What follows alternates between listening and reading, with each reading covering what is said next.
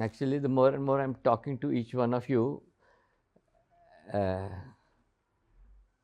I'm finding the relevance of some of what we have been discussing there, but I don't know how much you are absorbing it, or whether how much you would make it part of your life. It's up to you now. So we discussed the self-centered anthropocentric standpoint expansively on 23rd evening, 23rd morning only, I think, evening. That was regarding the state of today's society. I mean, and that state of today's society results out of so many things because of our conditioning, our sense of insecurity, fear, and our anthropocentric attitude. Actually, this attitude, basic attitude to life, is very, very important. Like, which we are going to talk about today, this attitude of oneness and fullness of life. So let's now try and understand the other inclusive, universe-centric standpoint attitude, wherein we live as an integral, inseparable part of this fascinating universe as the fullness and oneness itself. Let me chant to you my favorite verse. It's a Shanti from the Ishavasya Upanishad, which inspired our daughter's name also. Because that is the essence of the Advaita philosophy, this philosophy of oneness of life.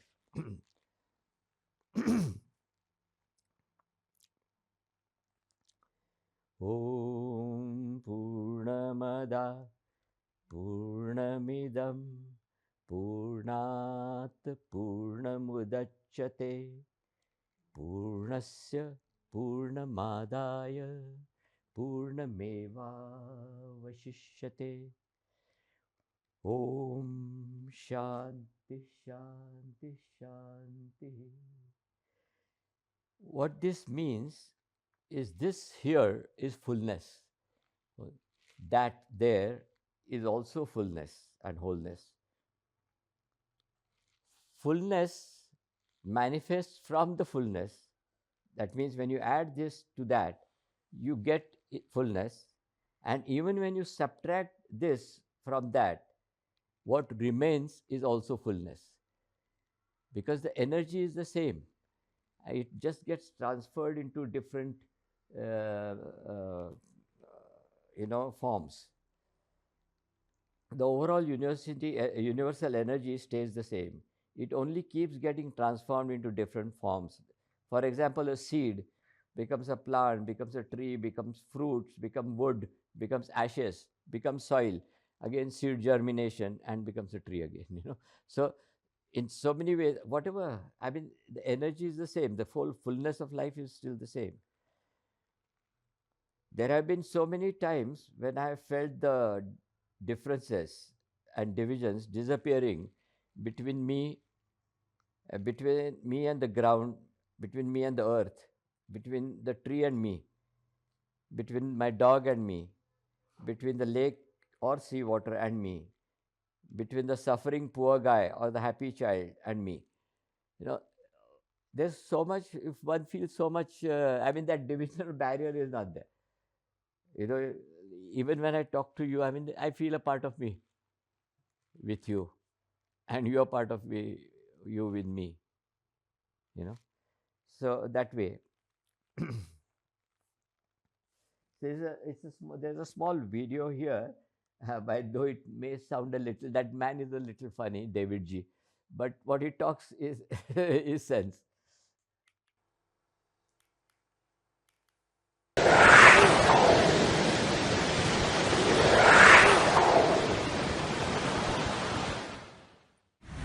Hello, Dragonfly people.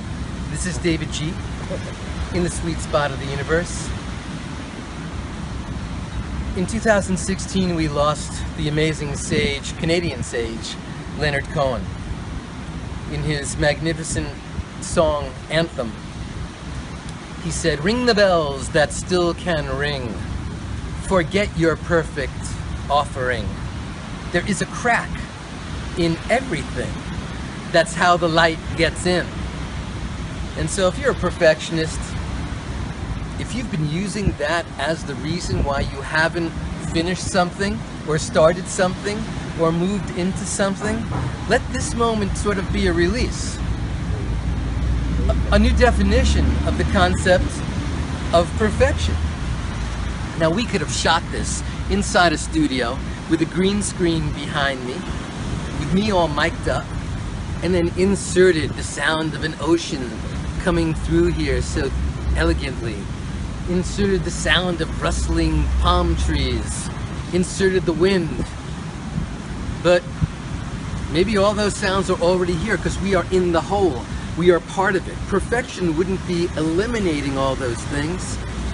Perfection is us immersing, embracing the wholeness of a situation. That is perfection. Not extracting it all and then trying to be the perfect thing. So as you move into the next project in your life, the next launch out of your life, the next direction, the next commitment, the goal is not to do this thing perfectly. The goal is to do this thing. That's perfection. Perfection is evolution. Perfection is giving your all. Perfection is leaning in the direction. Perfection is allowing the wholeness of that situation to just come into you.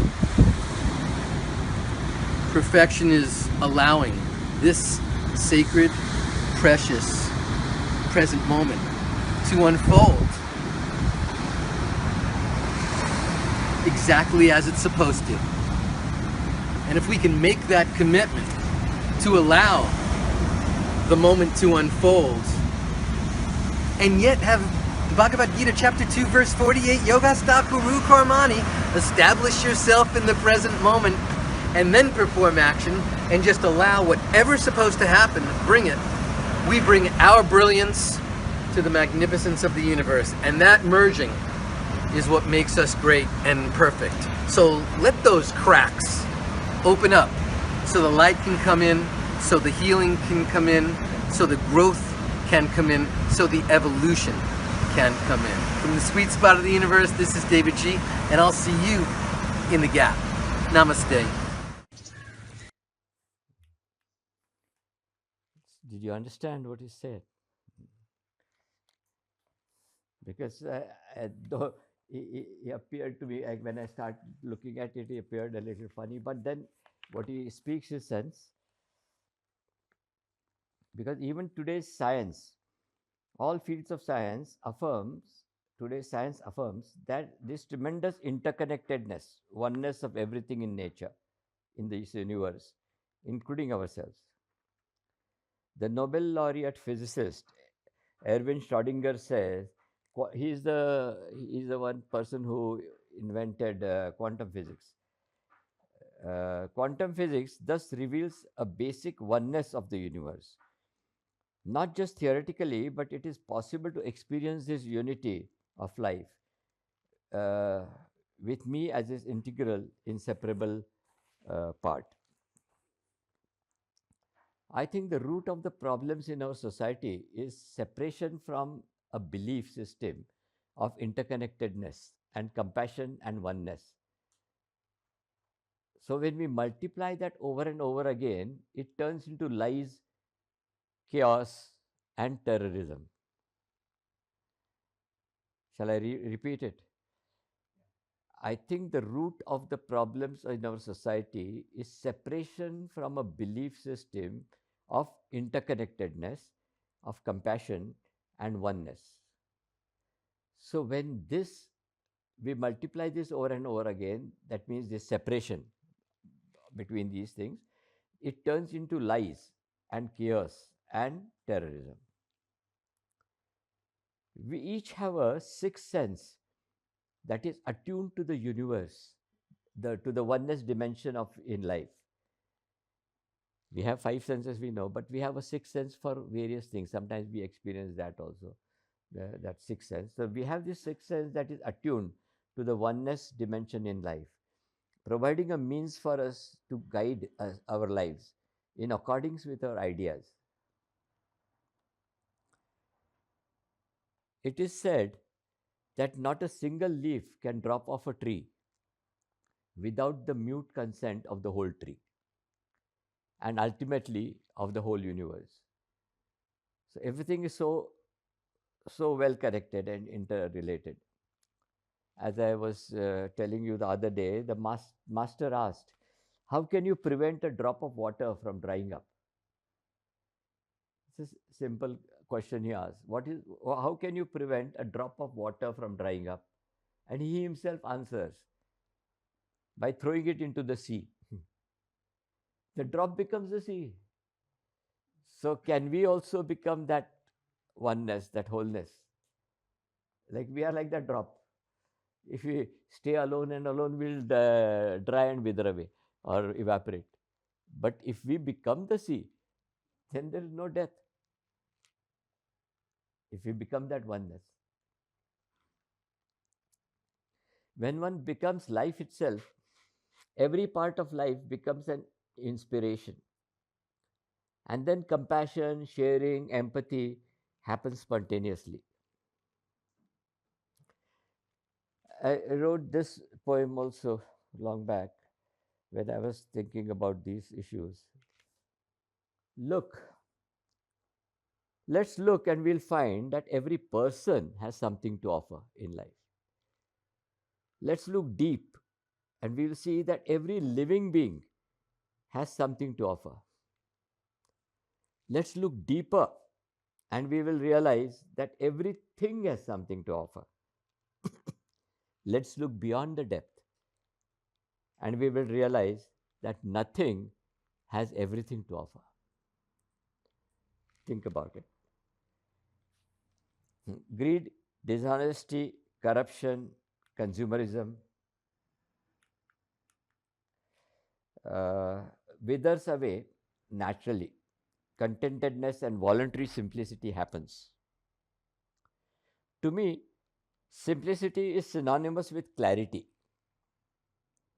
Too many possessions, complications, and clutter can confuse, delay, and misguide decisions.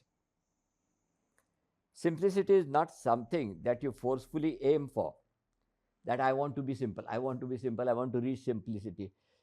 Simplicity is not something that you forcefully aim for, but it is something which happens when you approach the true meaning of life. It happens. And then you're not, I mean, you don't feel lacking that you don't have that 5 lakh rupee worth of bed, or you don't have that, you don't have this. You feel contented. And when you approach the true meaning of life, simplicity just happens. The excess sheds away and only the essence remains. Let's see some slides. Like, this is complexity, and unfortunately today, even with the Indian government and all that, they feel that development is having more and more flyovers, more and more these things, and more and more. Is this development? Or more and more cars and more and more flyovers is considered as development? To me, development, true development is lesser number of cars, vehicles, and a better public transport. Look at these streets and the simplicity of this. Look at this. I mean, you'll get confused where you want to go and how you want to go. And look at these, where you can walk at your slow pace, talk to somebody on the way, interact. That this is what makes our life rich. Not moving at uh, 80 kilometers per hour on these highways and this thing.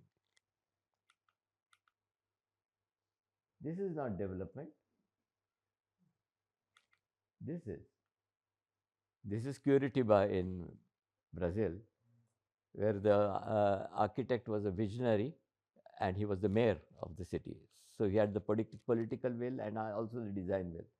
So he created wonderful public transport, and see the number of cars on the road now. But everybody reaches the place at the right time and in the right proper manner. These are very well designed shelters also, bus shelters.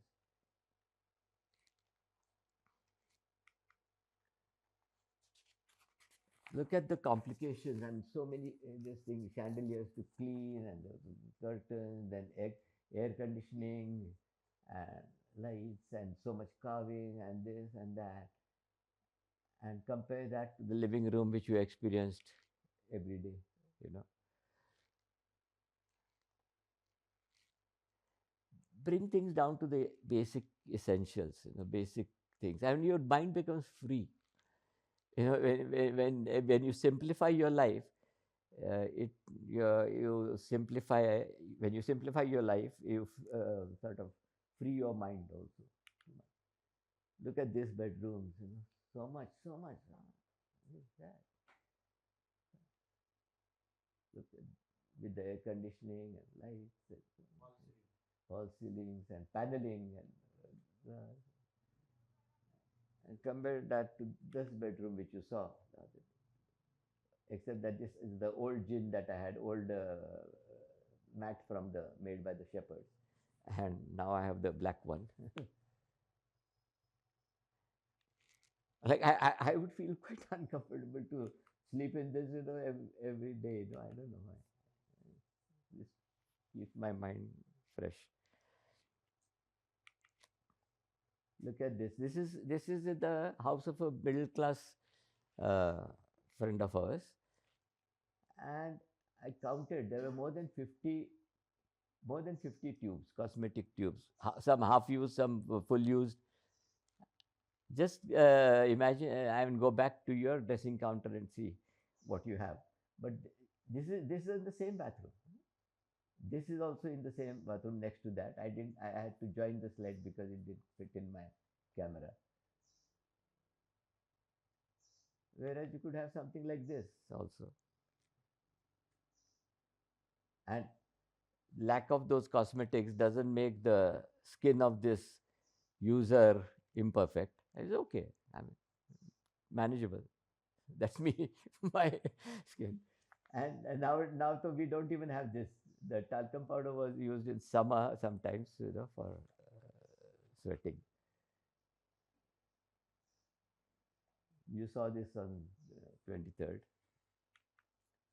See this now. This is the French cutlery or the Western cutlery. So many different kinds of fork, different kinds of knives, spoons, and all the spoons are not mentioned here also, given here. Some this. Whereas the Chinese cutlery is just this. So they have simplified it and they use this for everything. All these things are done by only these two things. Indian is still better. We use just the hand. So why are we complicating our lives? So with this feeling of oneness, when we become the rich fullness of life itself, attachment for things and people fades away. We see them in new holistic perspective without the possessiveness. Even people I'm talking about, things and people. Without possessiveness, insecurity, fear of losing something or someone.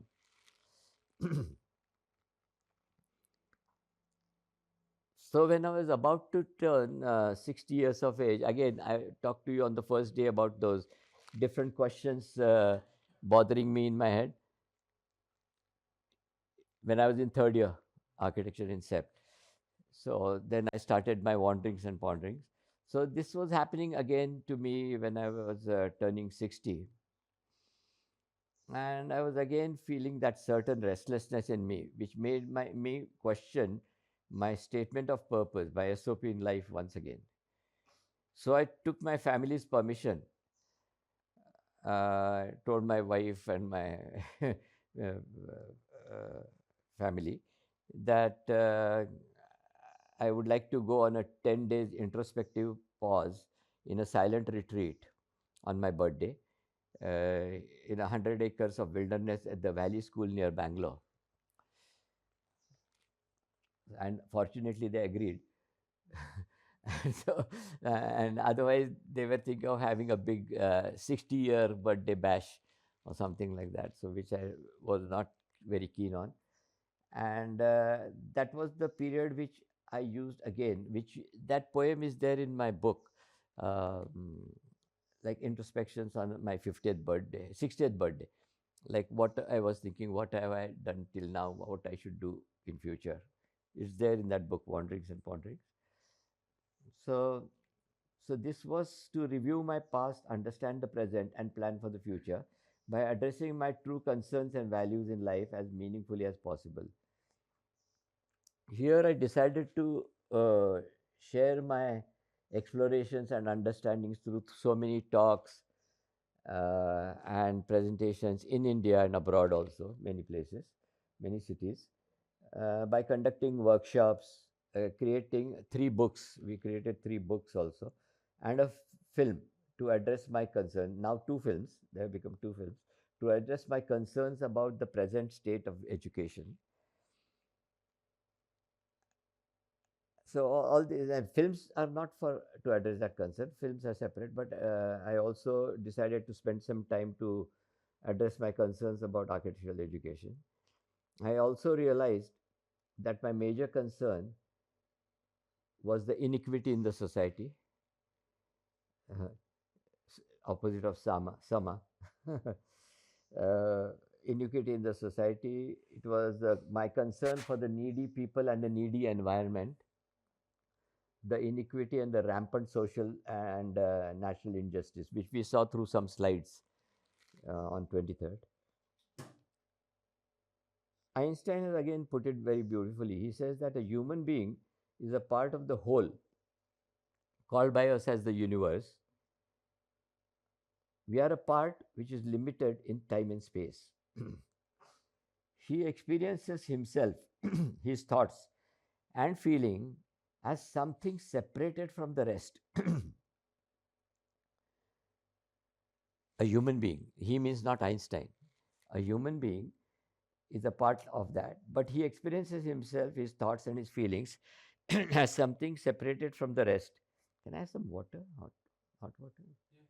हा नाही रवडदास आहे का? अरे इकडे येऊन बैस की. हा ते मागून का बघतोय? So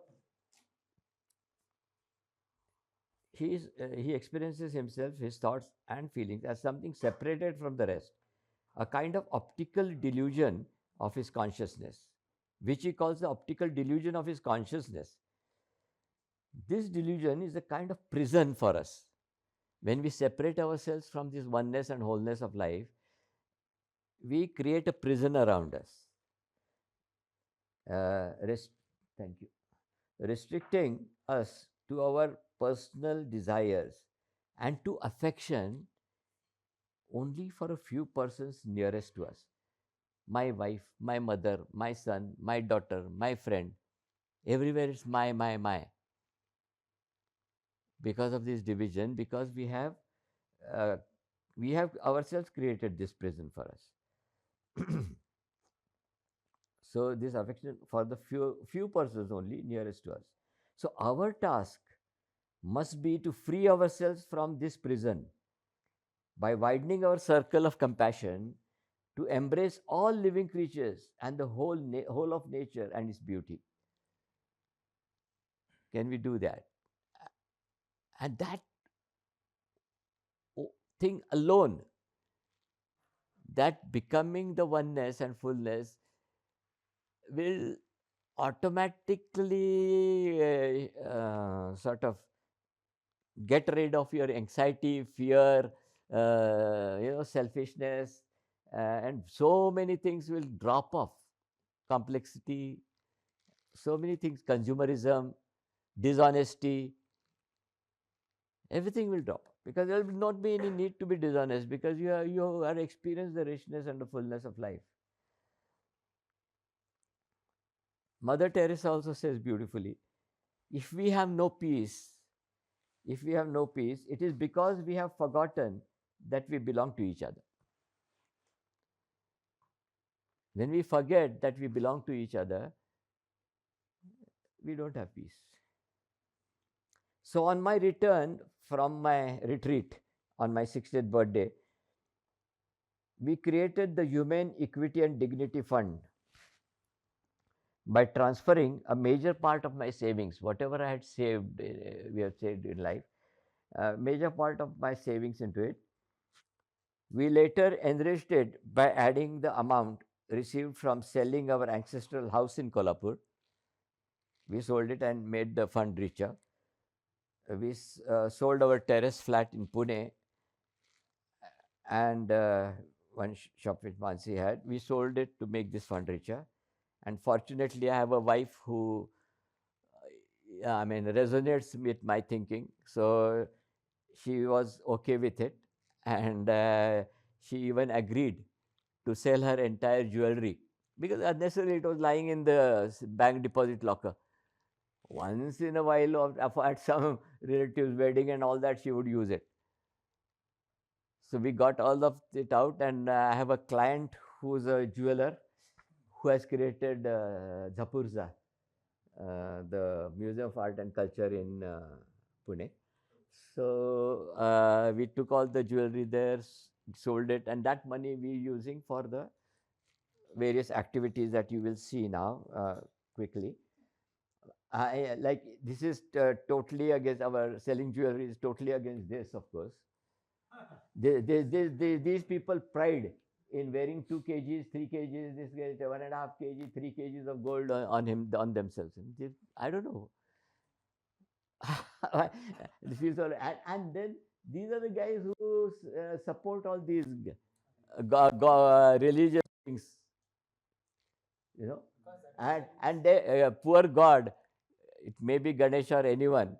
I mean, they attribute the same thing to him. Like Sai Baba was such a great saint, but the rich devotees gave him gold and diamonds and put a throne on his head.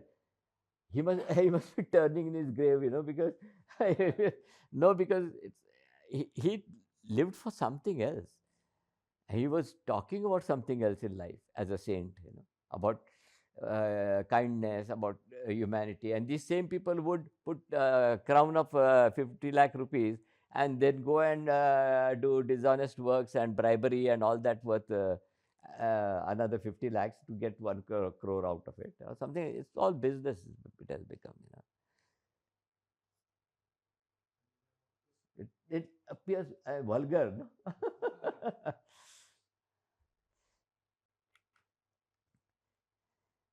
So this is we started. I mean, I was moved moved by these two pictures of compassion, though it may be for their relatives, but still, look at this 2-year-old child feeding his handless mother,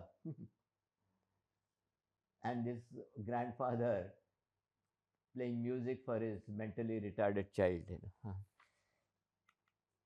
So we found lots of neglected open lands like this and all that, and we have transformed them into lush green wooded areas. Our small contribution in reducing the carbon dioxide, uh, the greenhouse effects. This photo was almost 4 years back. So nowadays, now these trees have grown taller. Renudas, Dilip, they also helped me in this all these ventures, because uh, recently this year he went to your and somewhere near your place. Which place was that? Andhra Pradesh मध्ये कुठे गेला ते? You know Kadiyam? We went there and bought thousands of trees from those nurseries to plant here in Kolla, in this area. He went and surveyed that place and we ordered plant from there. So these are things which we are doing. Then when there were floods in Kolhapur, a lot of people were affected. So Renudas and my guys, they surveyed the places. And see, look at this now. There's only this house that family had, or these people. So we helped them to rebuild. Some money we gave to them for that. During COVID, we had the people didn't have work. Many people didn't have work, so we provided rations for many people. I don't remember the number now. किती जणांना दिलं काय लक्षात नाही, पण many people we gave them this 15 days ration with grains and everything. And this is one of the team guys, I think Renandas' friend, was delivering it to the poor people. So my name is not there at all. Nobody knows who has given this to them. Nobody knows. I'm showing it to you because I want to share it. Why? Because you also should be inspired to share, all of you. The first thing that came to my mind when the COVID lockdown started were my workers at site. Like of course, I don't employ any workers, but I have sites where my contractors workers are there and who live on daily wages. And when they don't have work, the contractor is not going to pay them free wages. So what we did was we distributed money for about we distributed rations, and we also distributed money to these site workers to again survive for about 15 days. Simple things like this. Now look at this picture. I mean, this picture is in a house. It's so dark. I mean, it's so dingy. So we bought hundreds of tiles. I don't know how many tiles. So we bought many. Huh? 400. 400 tiles. So 400 tiles we bought, and we distributed to these slum dwellers who had such dark spaces. And see what has happened to that space. Simple things you can do in life.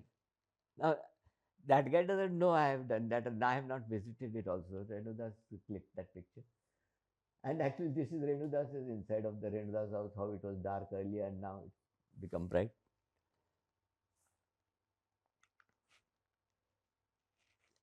In Kolhapur has a good reputation of communal harmony. Had, but recently, couple of years back, one crazy guy, he put it on his status or something like that, that Aurangzeb is everybody's father, sabka baap hai, Aurangzeb. And suddenly, just because, and who's that crazy guy? Okay, it doesn't matter. They should have talked to him and erased this thing. Instead, so many Hindus and Muslims, they started fighting, and the Hindus started ransacking, poor Muslim handcards. They would break them, and innocent people. And this guy's rickshaw was damaged. So I called him to the office, and we gave him money to buy a new rickshaw. Not the full money, but good amount. So he got this new rickshaw. And who's clip? Could you get the photo? Dilip has taken this picture. Okay. That way, for a few years, we also were, because of the cold weather, we had people coming and sleeping on the streets and all that. So we distributed blankets. Nobody knew who was giving it. Maybe you can call it Santa Claus gift or something like that.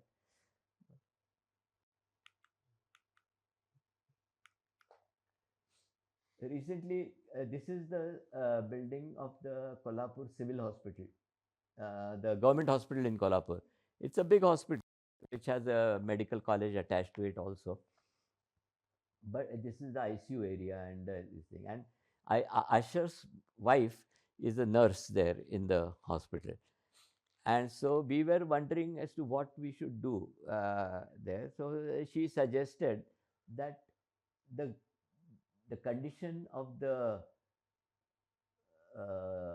patient's relatives and friends is very bad. They sit on this, see it in the sun and in the rain. They put out their blankets and all that, sleep there in the winter. And rainy season is a major problem. Their patient is suffering inside. He has been admitted in the ICU, he or she, and they have to sit like this. So I said, let's do something for that. So we designed the place and built it ourselves with our own money. Totally, government doesn't help anything like that. Or if we get into government, then they'll have a lot of bribery and corruption and all that. PWD also, because they said this was an underground tank. They said we don't know what will happen. The structure will be too much load on the tank, and if the tank falls and collapses, we said we had sent our structural engineer there. He had studied the thickness of the slab, the reinforcement, and all that, and he had okayed it. Only then we decided to do it. Mandru, our structural engineer had okayed it. So don't worry. Otherwise, you'll have a question later on. So only after that we started designing, and we see this was the condition of the pump house and this, and look at this guy sleeping. Is this dignity, human dignity? And that's why we call our fund Human Equity and Dignity Fund. It should bring about equity in the people and also a sense of dignity. So we created this for them between the two buildings like this.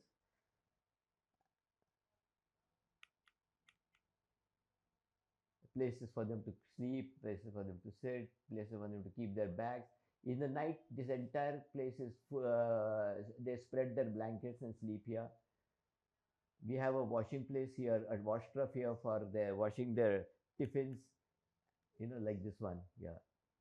Within 1 hour of the inauguration, and I told them, I'm making all this, but I don't want you to invite a politician to inaugurate it.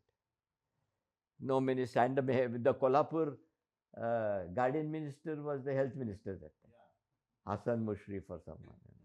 I said, no, if he is coming, I'm not giving the money. I'm not going to build it. The dean said, okay, and all that. And this entire thing was opened at the hands of one of the relatives of the patients, who's going to, very poor relatives of the patient, who's been there for 15, 20 days, sleeping in the sun and rain outside or in the passage. So look at this old man. He's found a place. We wrote I made a poem and we wrote it on this wall here. And we got it translated through our friend. And I told them that during the inauguration also, I said that where I mentioned it.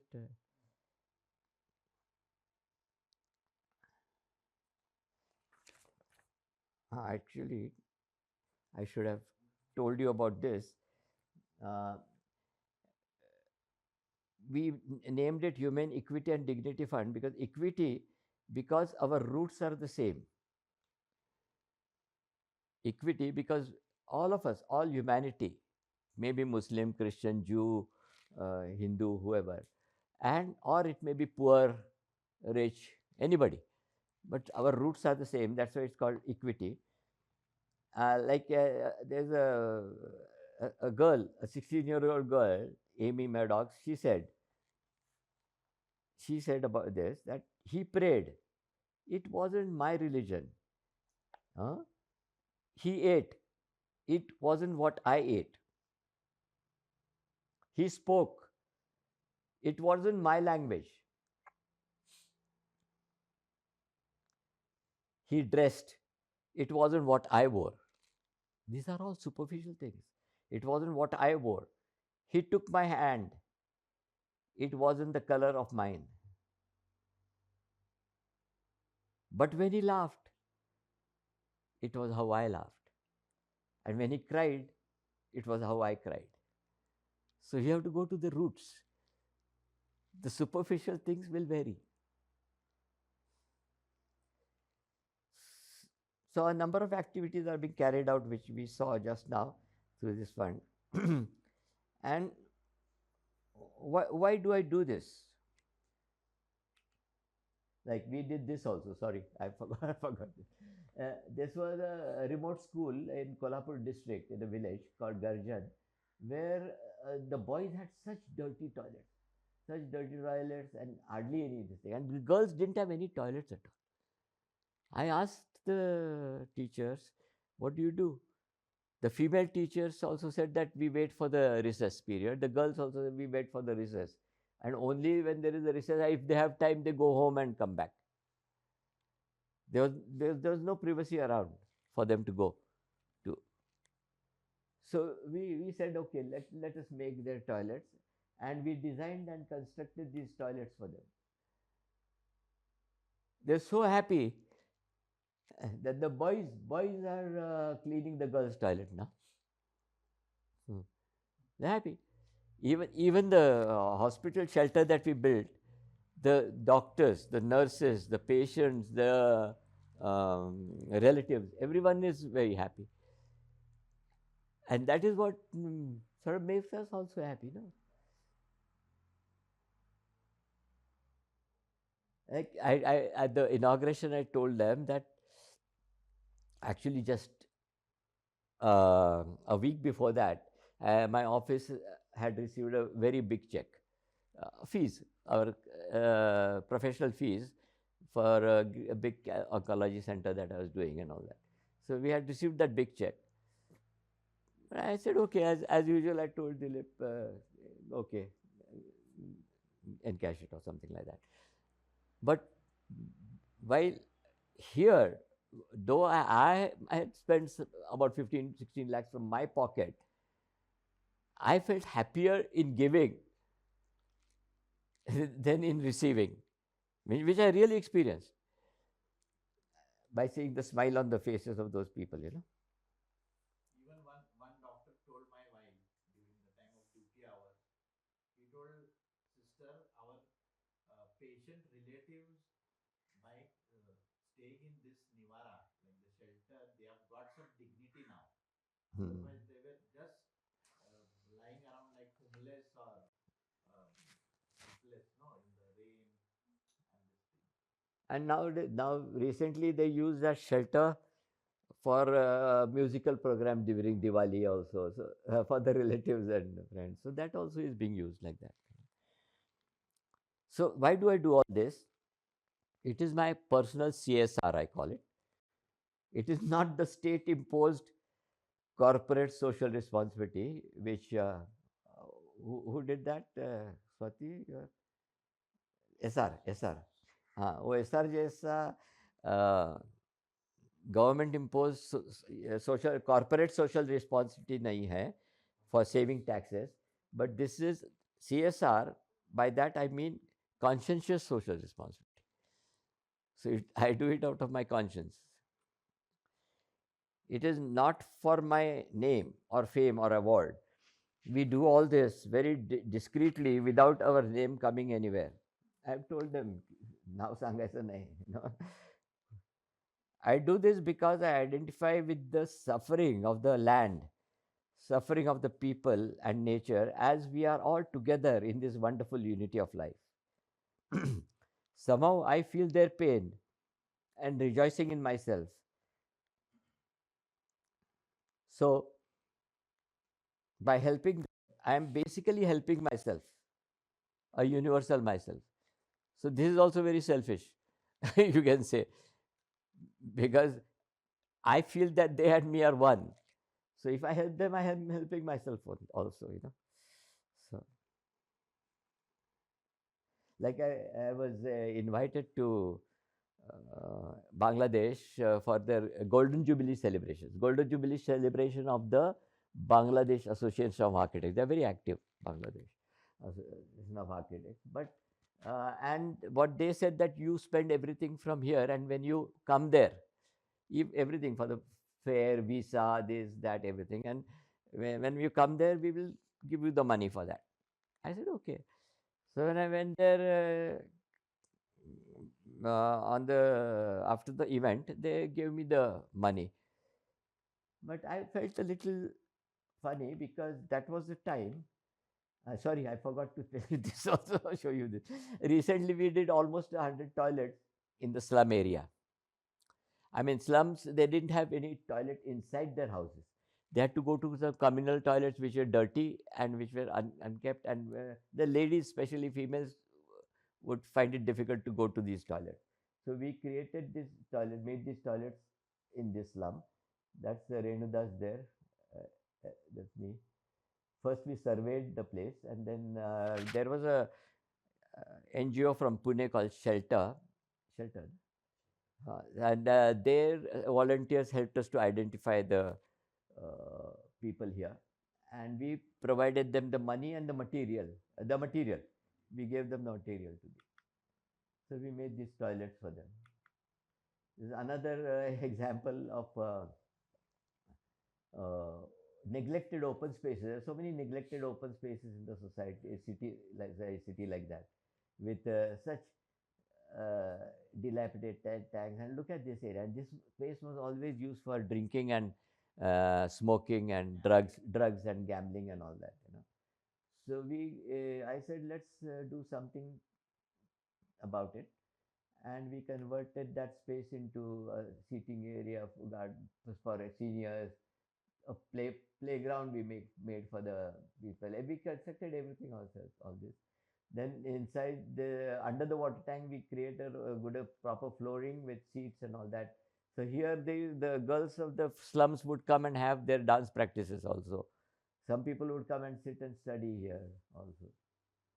So this was happening. But then again, what has happened? Government, they started constructing another water tank there, and they have spoiled the entire space. I'm telling them to clean that space so that I can redo it again. This hall is under construction now. It is in a slum. It's a small open space in the slum where we have designed, and we are constructing the hall. The slab is on now. The slab will be casted soon for the first floor, and we are creating this community open space for the slum dwellers to sit and have their meetings, bhajans, prayer, or the kids to play and all that. This was during the floods. We also helped in terms of design. We designed the housing for the flood relief people, which didn't happen, but we did it ourselves. And so when we are talking about the Bangladesh thing, so but when I went to Bangladesh, that was the time, it was in June 22, I think, yeah, 22. And they had bad floods. Bangladesh always has bad floods. And they had very bad floods, and lot of people were suffering again. So these are the pictures from the Bangladesh floods only. And they were suffering. So I said, I don't need the money. I have enough I pay for myself. So I said, you take this money and give it to this thing. They took some money. I gave to Marina Tabassum also, for her to construct a school for the villages, the poor people there. Similar floods happened, very bad floods happened in Pakistan also sometime back, a few years back, where I have a friend in Pakistan. I asked her whether she could send me addresses of some NGOs to whom I can transfer money, where it would be used properly. But then again, because of the problem between the two governments, again, politicians, the funds could not be transferred because of some problem. So then finally I gave the money to UNICEF, or UNESCO or something like that. So they through United Nations, the funds went to Pakistan for this thing. In India also we've done for for famine, drought, and everything we have given. So the best way to reduce your personal suffering is very beautiful. The the best way to reduce your personal suffering is to reduce the suffering of others. The more you genuinely help other people, the more your heart will begin to beat it to a new rhythm. Try it out.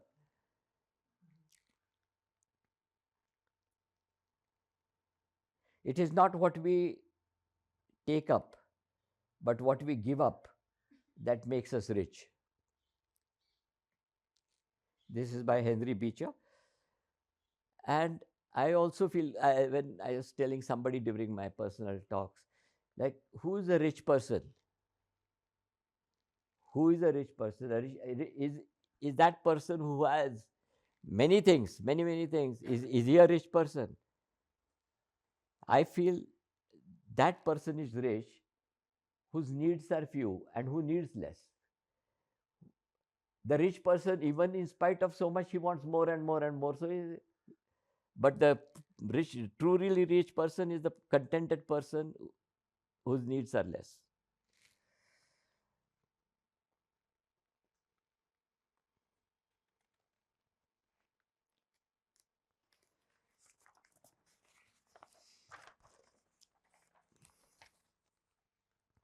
So the or even this or the origin of this fellowship can also be traced to this compassion. Because I have undergone this phase of dilemma after my graduation,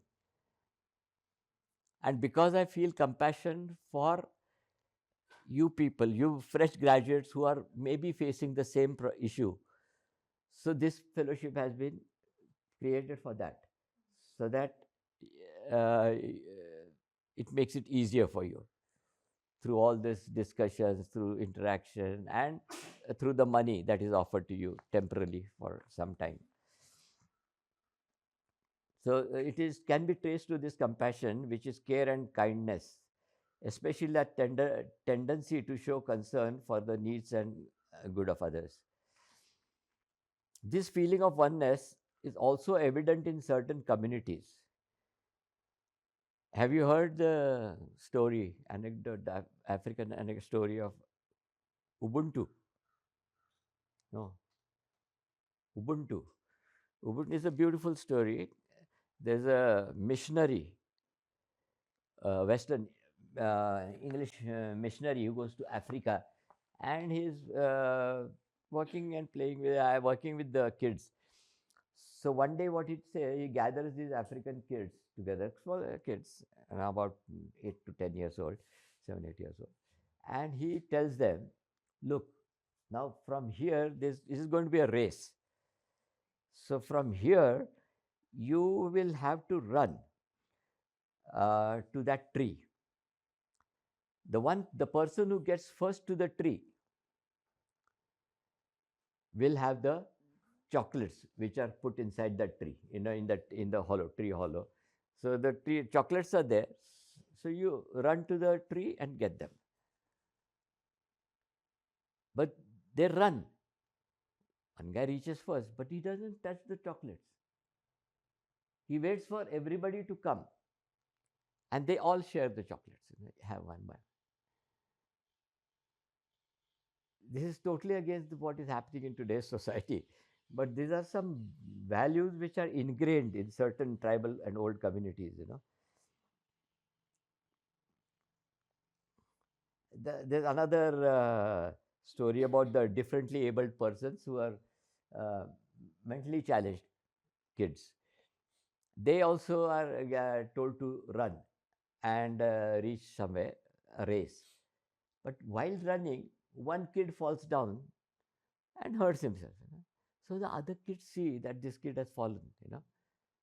So they all come close to him, with caring concern, hold him up, and with hand in hand, they all run together and reach the end. So when mentally challenged kids can have that compassion and that kindness, why can't we?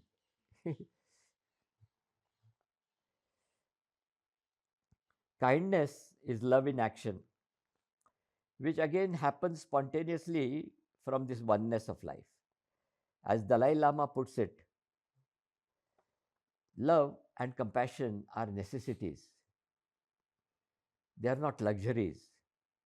Without them, humanity cannot survive. We talk about food and shelter as necessities. Yes, okay, for the body.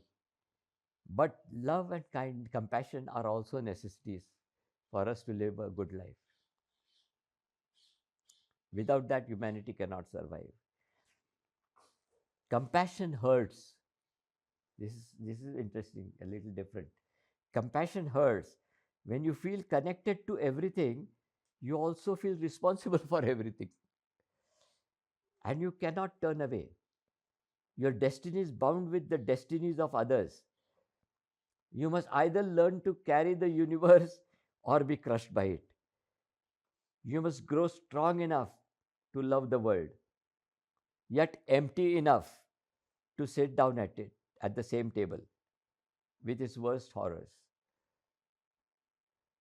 So said Andrew Boyd. Empathy and compassion are both reciprocal. How can I describe to you this feeling of oneness and empathy? Maybe I can try through this poem of mine, which I wrote again quite long back. Very simple examples.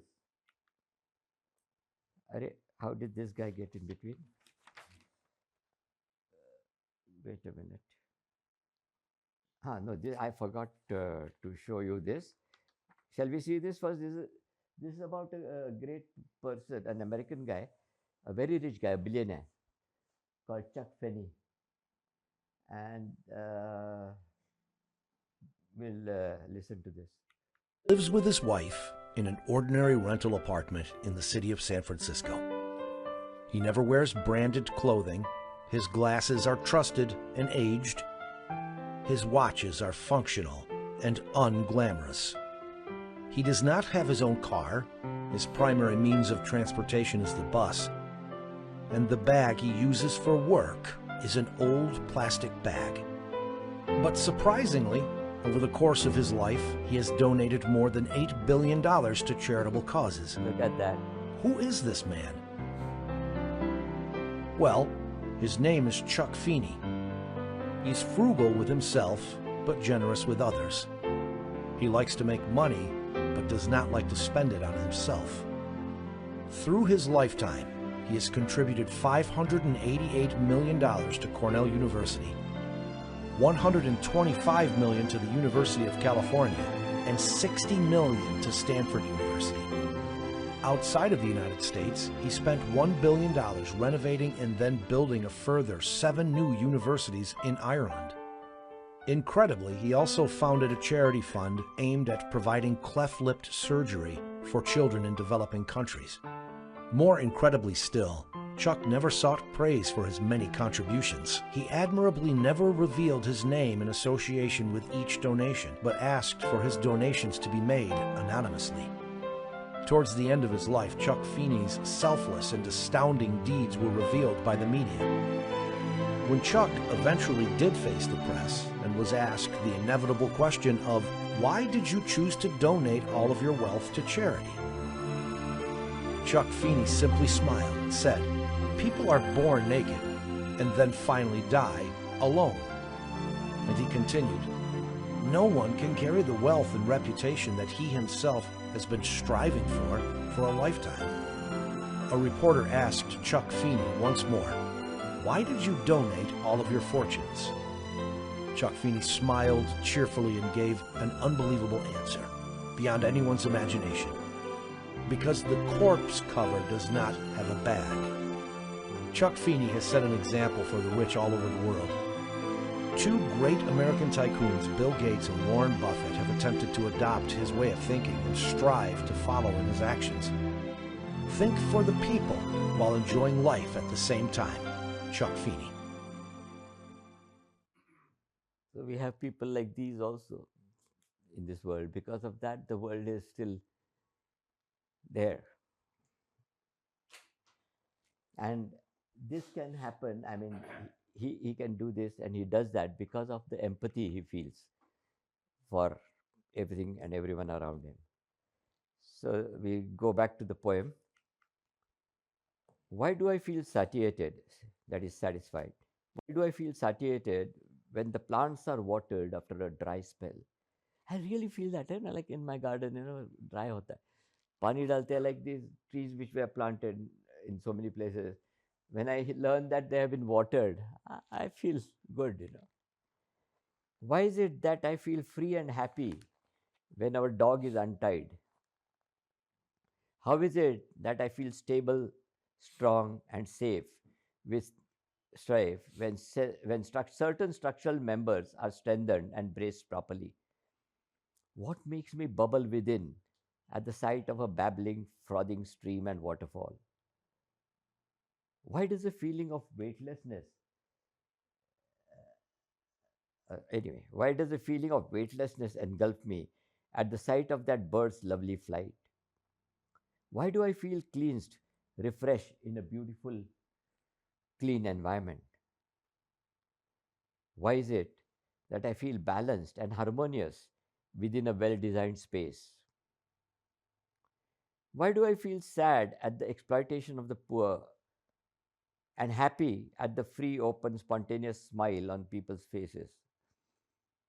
Is this empathy born out of the holistic, unified experience of life? Or is it the extension of and sublimation of my ego? Why do I have to ask these questions?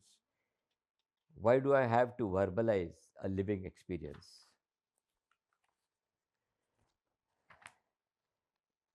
Like, let the feelings flow spontaneously. And this is interesting.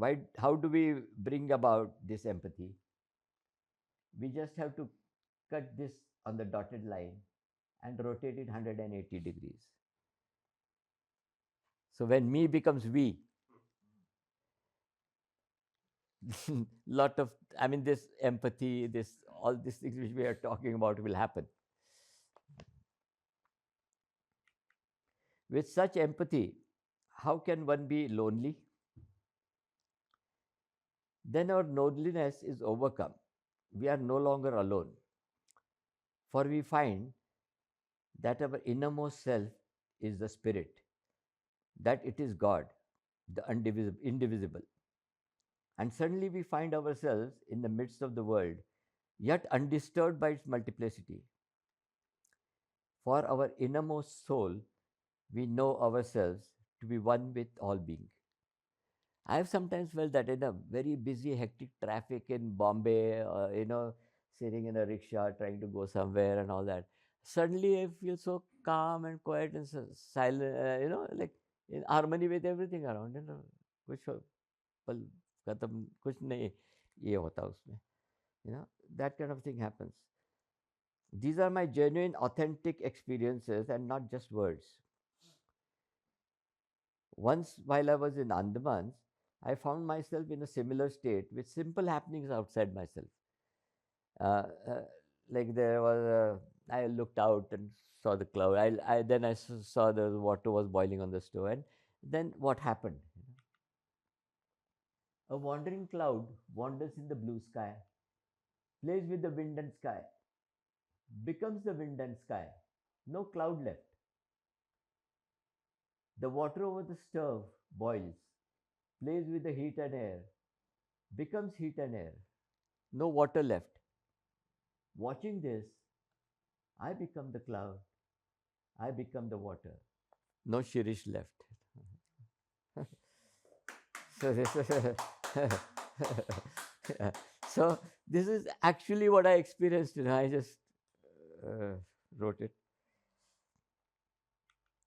Along with experiencing this wonderful empathy and compassion in this feeling of oneness,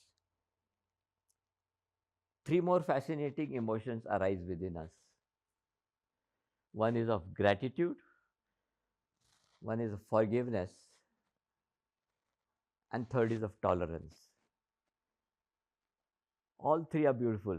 Whatever suffering, wrongs that have happened to you in life through anybody, once you forgive them with all your heart, you will feel so much light. They may be really wrong. You might have suffered, your close ones must have suffered. Forgive them.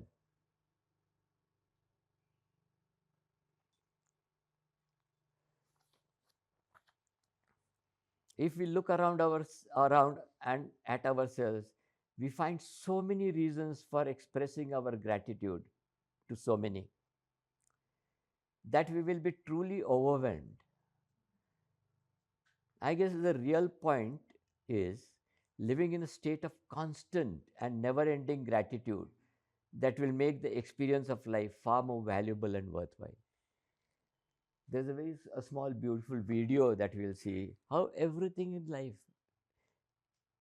you can be thankful for.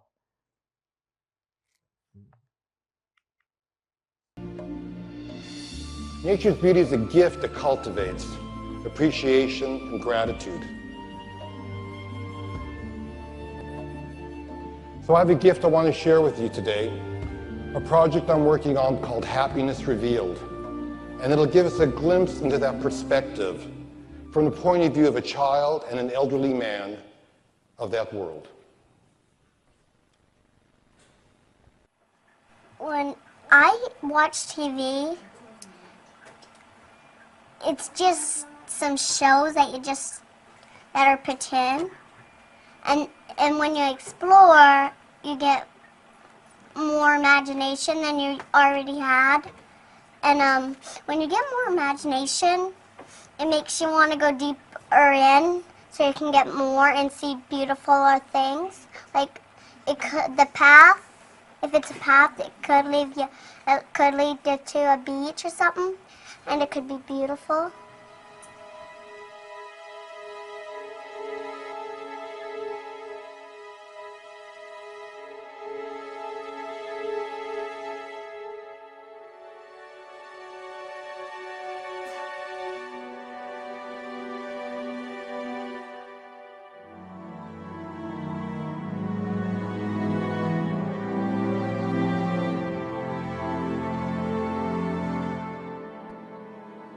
You think this is just another day in your life? It's not just another day. It's the one day that is given to you today. It's given to you. It's a gift. It's the only gift that you have right now, and the only appropriate response is gratefulness.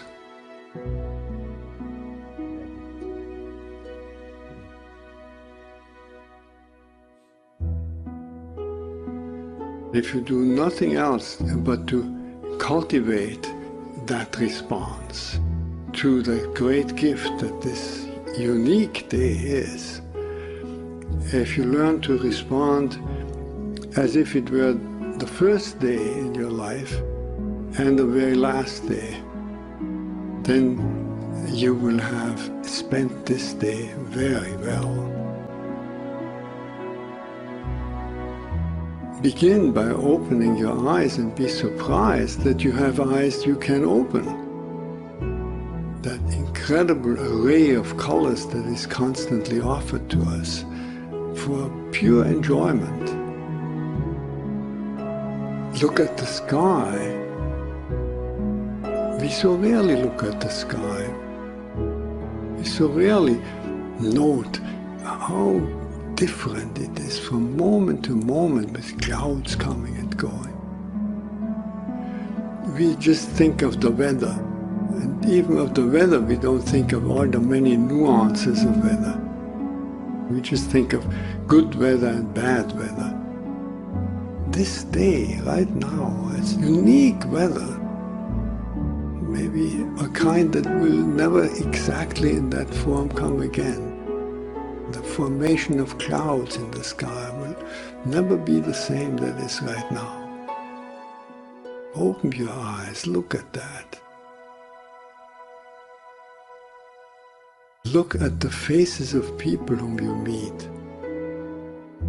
Each one has an incredible story behind their face.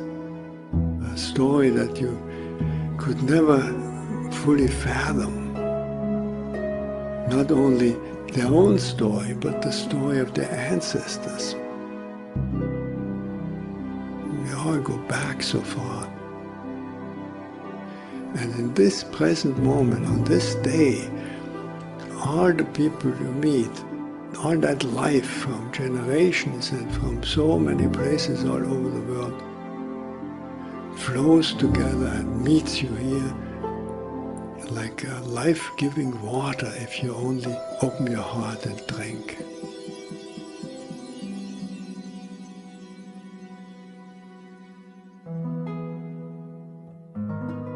Open your heart to the incredible gifts that civilization gives to us.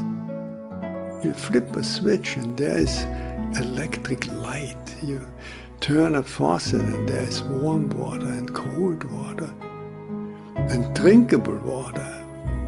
It's a gift that millions and millions in the world will never experience. So these are just a few of an enormous number of gifts to which we can open your heart. And so I wish you that you will open your heart to all these blessings and let them flow through you, that everyone whom you will meet on this day will be blessed by you. Just by your eyes, by your smile, by your touch, just by your presence. Let the gratefulness overflow into blessing all around you. And then it will really be a good day.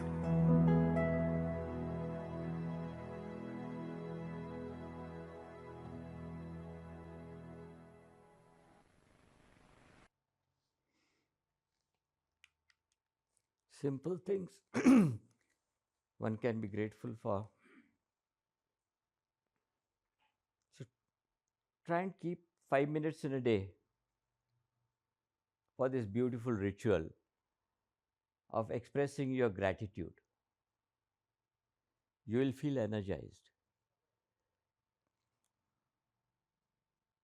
Similarly, when we forgive someone, something sincerely, someone or something sincerely from our heart, we feel so light and happy. Have you experienced it? The same happen when someone forgives you or when someone forgives us. The weak can never forgive. The weak can never forgive. Forgiveness is the attribute of the strong. Gandhiji said that. The weak can never forgive. Forgiveness is the attribute of the strong. If we do not forgive, then it will be what Nelson Mandela said. Resentment, when we don't forgive, there is resentment. And resentment is like drinking poison and then hoping that it will kill your enemies. Very beautifully put. Actually, it's killing you. That resentment is killing you, it's not killing your enemies. So, but if you forgive, then you're free, you're light. Resentment is like drinking poison and then hoping that it will kill your enemies. It is Nelson Mandela said that. And this guy, you must have heard about him. He was a freedom fighter in South Africa. He was imprisoned for almost 20, more than 20 years. Kitty years? Just check on the net later and you'll find out he was prison for so many years. And when he came out of the jail, he didn't have any resentment for his torturers. They tortured him. They would even urinate on him. 27 years he was imprisoned.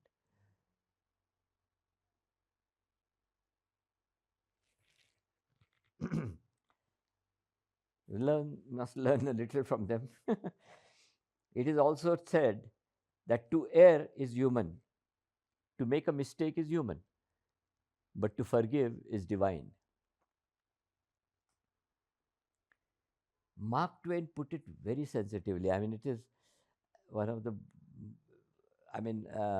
one of the most sensitive definitions of forgiveness that I've read. Forgiveness is the fragrance which the violet sheds. Violet is the flower. Forgiveness is the fragrance which the violet sheds on the heel that crushed it.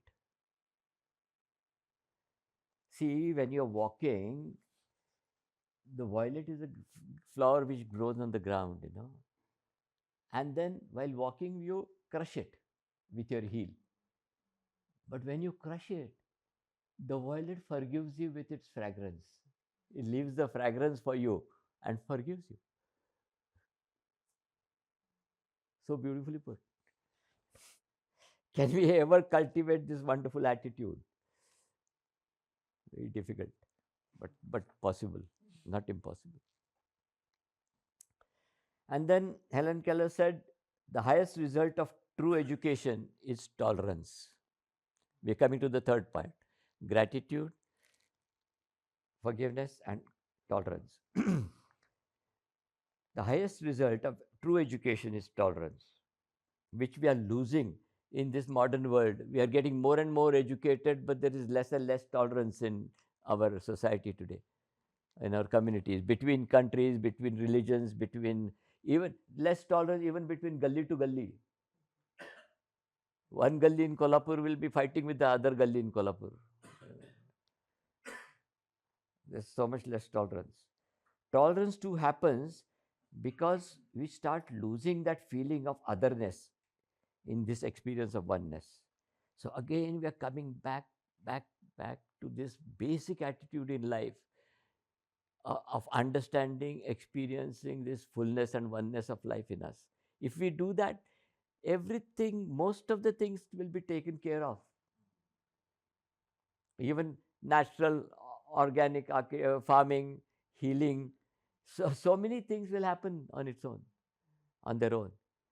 Dishonesty will go, tolerance will happen, gratitude will happen, forgiveness will happen.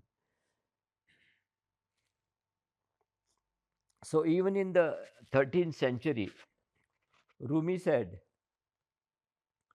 13th century, almost 1,000 years back, Christian, Jew, Muslim, shaman, Zoroastrian, Hindu, stone, ground, mountain, river, each has a secret way of being with this mystery. All this, even the ground and earth and stone, and Hindu or a Christian or Muslim, each has a secret way of being with the mystery, unique and not to be judged, should not be judged. Laws alone cannot secure freedom of expression.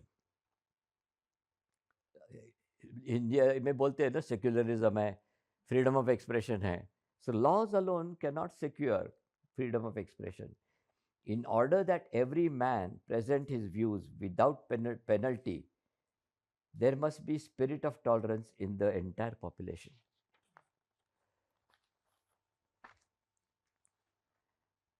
Love is wise. Bertrand Russell said, love is wise, hatred is foolish. But if we are to live together and not die together, but if we are to live together and not die together, we must learn a kind of charity and a kind of tolerance which is absolutely vital to the continuation of human life on this planet. Why does he say that? Because if there is no tolerance, there will be wars. When there are wars and atomic wars, we would be all annihilated. So if we have to learn, we must learn to live together. If we don't want to die together. We don't need holy wars, jihads, and crusades. Thousands and thousands of people were killed. I think hundreds of thousands of people were killed in the jihads and crusades in Europe between the Christians and the Muslims. So many. What we need is tolerance and brotherhood and simple humanity. That's all. That's what we need. Acceptance, gratitude, and tolerance and forgiveness. Those are life altering lessons. I close with my poem that spontaneously responded to my gut feeling and experience. It's called The Offering. It's not there. No, sorry, I forgot to show you this. Shall we see it, or I will have to go back to forgiveness? It's not a very, very good thing also. We can go ahead, go ahead. Offering. Life is one full, wonderful, continuous offering. Always offering us something through everything.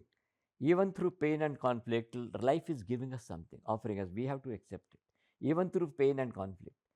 Drowning in this fullness and wholeness of life, I joyfully become the offered and the offering.